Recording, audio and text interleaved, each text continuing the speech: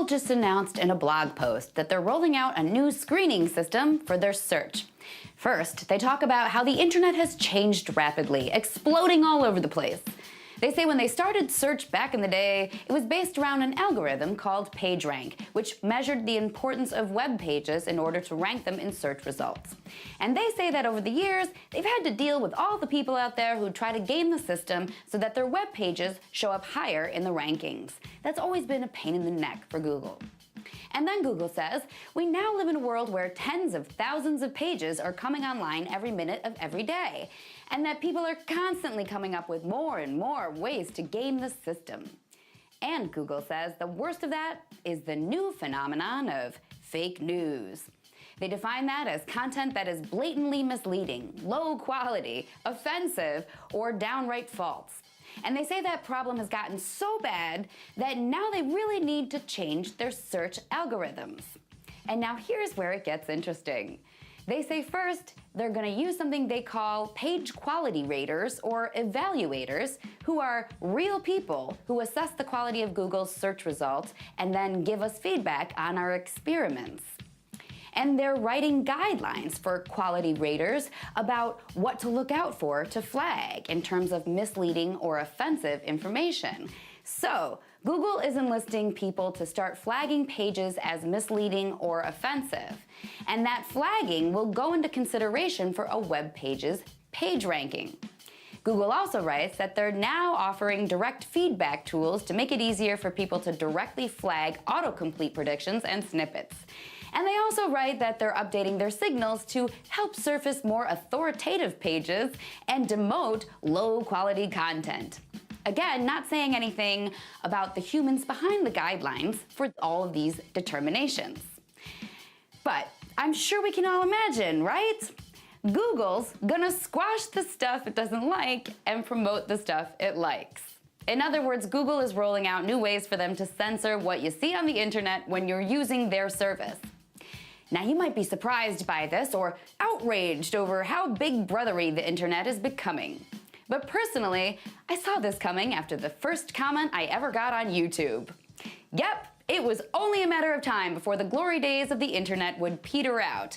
And thanks to steps like the ones Google just made, those glory days are numbered. Here's the latest controversy. It involves the end cards of videos, which no one clicks on, but well, no one clicks on ours, but maybe they click on other people's.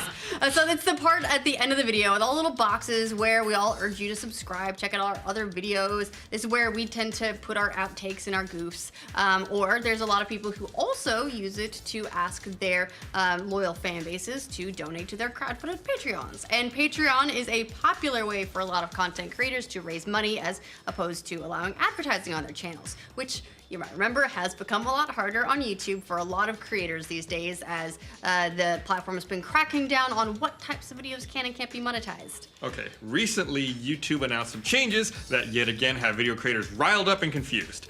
Recently, it announced that users must now join YouTube's partner program in order to add end cards with external links. But the catch is, the partner program limits the end cards to channels with 10,000 total public views or more.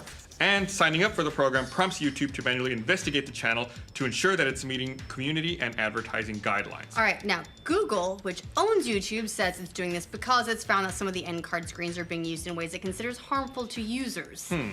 A spokesperson told Polygon, creators are being asked to join the YouTube Partner Program so that we can evaluate the validity of the channel as well as determine whether the channel is following our community guidelines and advertiser policies. This update is meant to curb abuse and does not affect current YouTube partners or existing end cards. Although they didn't really go into what sort of abuse it entails, it's already pretty restricted. So after a channel joins a partner program, they can then add their Patreon links and they don't have to turn on monetization in order to use them. That's pretty important. That's something that a lot of people have been worried about with this development. Meanwhile, non-partners can still link to outside sites in the video description, but obviously that's way less prominent than an end card. Yeah, nobody reads those, believe me. The whole episode royally pissed off some people who were confused as to why this was happening right after YouTube announced its new sponsorship model. That new model lets viewers pay a monthly fee to their favorite creators, similar to what Twitch does, and some people wondered if the changes were an effort to push YouTubers to drop Patreon in favor of this new sponsorship model. One YouTuber, Ian Danskin of Innuendo Studios, also noted the 10,000 views threshold and tweeted, "Small channels with dedicated Patreon supporters are effed."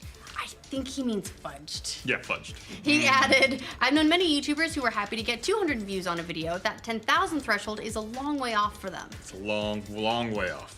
Another person with a YouTube channel, the popular musician Jack Conte, tweeted, "This would be hurtful for creators and for Patreon if true." Now, this change is coming as Patreon's being used more and more by a lot of YouTubers, especially now that YouTube's been cracking down on what can and can't be monetized, and a lot of creators are finding just mass demonetization across their channels. Like ProZD's been finding that, and that's a shame because he's a funny dude. Funny. It's had huge impacts all across YouTube as a lot of channels, not just ProZD. We had one on Glitch Please because of a title name, and we had to have it manually reviewed. But we were fortunate that we could have it manually reviewed because it had enough views to get that. Not everyone does. And you know, a lot of people are still trying to figure out what it is that is flagging these videos for demonetization, what YouTube will accept. It's not clear. If only they could tell us. If only. But then, but Gus, then we'd know what to do. Mashable reports that one popular YouTuber who runs the channel, Onage Pranks, says he's tried to contact YouTube, but he often can't get a clear answer on why some videos get demonetized. He told Mashable that Patreon and other ways to supplement income are crucial, especially when there's just no guarantees with what YouTube is going to do. They could just flip the switch on you at any time. So then you kind of have to ask why YouTube would be doing this at all. Why, like, your creators are already feeling cracked down on. But by requiring people to sign up for the partnership program, it seems like what YouTube might be trying to do is further monitor how channels are monetizing users. Now, from a business standpoint, purely business, and that's what YouTube is. They're not your friend, they're not your buddy, they're a business. They're gonna try and keep as much revenue on their platform as possible, as opposed to, say, letting creators just send their viewers elsewhere, like Twitch or Patreon, to give them money. I mean, that's not good. That's not a good business move. So that's good for Twitch and Patreon, not YouTube. And YouTube is definitely doing less and less these days to help channels that aren't monetized push people elsewhere.